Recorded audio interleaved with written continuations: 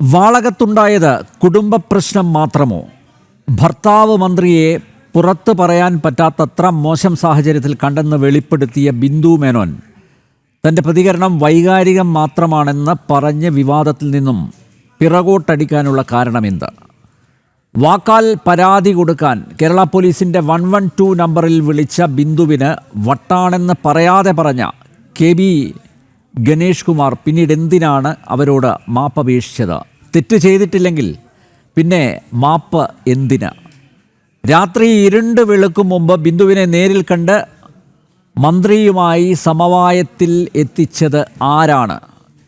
ഗണേശനെ വീണ്ടും പുണ്യാളൻ ആക്കുമ്പോൾ ഇടതുപക്ഷം ഉയർത്തിപ്പിടിക്കുന്നതായി അവകാശപ്പെടുന്ന സദാചാരവും ധാർമ്മികതയുമൊക്കെ അവർ തന്നെ ചവറ്റുകൊട്ടയിലെറിഞ്ഞു. വാളകത്തെ കുടുംബ വീട്ടിൽ അനാശാസ്യം നടക്കുന്നതായി വെളിയിൽ പറഞ്ഞത് ഞങ്ങൾ ആരുമല്ല, മന്ത്രി പത്നിയാണ്, തെളിവുകൾ ഉണ്ടെന്ന് ആവർത്തിച്ച് പറഞ്ഞതും അവരാണ്. തലയ്ക്ക് വെളിവില്ലാതെയാണ് അവർ ആ പറഞ്ഞതെന്ന് ഞങ്ങൾ ആരും കരുതുന്നില്ല.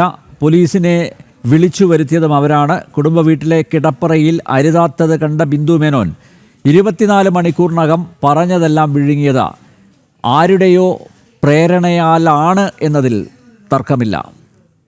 ഗണേശൻ മാപ്പ് പറഞ്ഞപ്പോൾ ബിന്ദു അലിഞ്ഞില്ലാതായി എന്ന് വിശ്വസിക്കാനും പ്രയാസം. നമുക്ക് പരിശോധിക്കാം. ഒതുക്കിയതോ ഒതുങ്ങിയതോ?